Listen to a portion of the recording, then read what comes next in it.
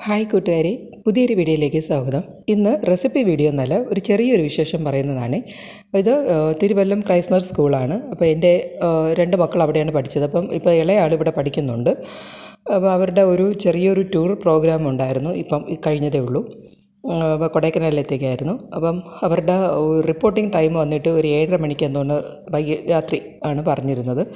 അപ്പോൾ 2 ദിവസത്തെ ഒരു ടൂർ പ്രോഗ്രാമായിരുന്നു. അപ്പോൾ ഒരുപാട് പേര് കുട്ടികളൊക്കെ ഉണ്ടായിരുന്നു. ഇത് 8th സ്റ്റാൻഡേർഡിന് വേണ്ടി മാത്രമായിട്ടുള്ള പ്രോഗ്രാമായിരുന്നു, ടൂറിൻ്റെ പ്രോഗ്രാമായിരുന്നു. അപ്പം 3 ബസ്സാണ് അതിനുവേണ്ടി അറേഞ്ച് ചെയ്തിരുന്നത്.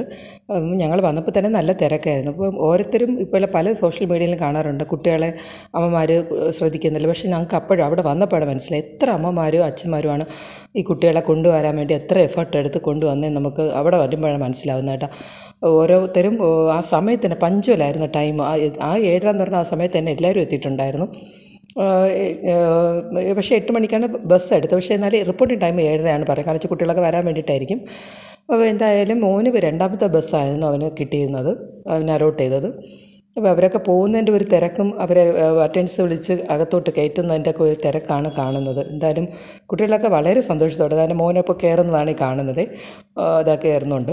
അപ്പോൾ വളരെ സന്തോഷത്തോടെ അതിൻ്റെ ഒപ്പം ആ പാരൻസും നിൽക്കുന്നതാണ്. ഇപ്പോൾ പലരും പറയുന്നുണ്ട് പാരൻസ് കുട്ടികളെ ശ്രദ്ധിക്കുന്നത്. പക്ഷെ കുട്ടികളെ നമ്മൾ അവിടെ വന്ന് കാണുമ്പോഴേ അറിയാം എത്ര പേരാണ് ഇത്രയും എന്തെല്ലാം തിരക്കുകൾ മാറ്റി വെച്ചിട്ടായിരിക്കും ഈ കുട്ടികളുടെ സന്തോഷത്തിന് വേണ്ടി അവരൊപ്പം അവിടെ കൊണ്ടുവരികയും അവർ സമയം കണ്ടെത്തുകയും. പിന്നെ ഈ ടീച്ചേഴ്സൊക്കെ ഉണ്ടായിരുന്നു. ടീച്ചേഴ്സ് 2-3 ടീച്ചേഴ്സിനൊക്കെ ഇൻചാർജ് ഉണ്ടായിരുന്നു, ക്ലാസ് ടീച്ചേഴ്സിനൊക്കെ. അപ്പോൾ എന്തായാലും പോകുന്നതിൻ്റെ ആ ഒരു തിരക്ക്, ഇപ്പോൾ ഫസ്റ്റ് ബസ് എടുത്തു, അപ്പോൾ അടുത്ത ബസ്സും എടുക്കുകയാണ്. അപ്പോൾ അതിൻ്റെ നമ്മളിങ്ങനെ നോക്കി നിൽക്കുകയാണ്. അപ്പോൾ കുട്ടികൾ പിന്നെ ബസ്സിൽ കയറി കഴിഞ്ഞാൽ പിന്നെ നമ്മൾ ശ്രദ്ധിക്കുന്നൊന്നുമില്ല, നമ്മളിങ്ങനെ അവരെ എത്തി വലിഞ്ഞൊക്കെ നോക്കുകയാണ്. അവരതിൻ്റെ ഒരു ട്രിപ്പ് മോഡിലൊക്കെ നിൽക്കുന്നുണ്ടായിരിക്കും. പക്ഷേ ബസ്സിൽ കയറുന്നവരുള്ള നമ്മളുമായിട്ടുള്ള ബന്ധമേ ഉള്ളൂ. അതിന് പിന്നെ അവരവരുടേതായ ലോകത്ത് തന്നെയാണ്. പക്ഷെ എന്തായാലും അപ്പം 2ാമത്തെ ബസ്സും എടുത്തു. അങ്ങനെ 2-3 ദിവസത്തെ ഒരു ട്രിപ്പാണ്. അപ്പം പോയിട്ട് ഇവർ വ്യാഴാഴ്ച തേഴ്സ്ഡേ പോയിട്ട് സൺഡേ ആണ് എത്തിയത്. അപ്പോൾ അതും അതിൻ്റെ ടൈമിനും ഒരു കൺഫ്യൂഷൻ വന്നിട്ടുണ്ടായിരുന്നു.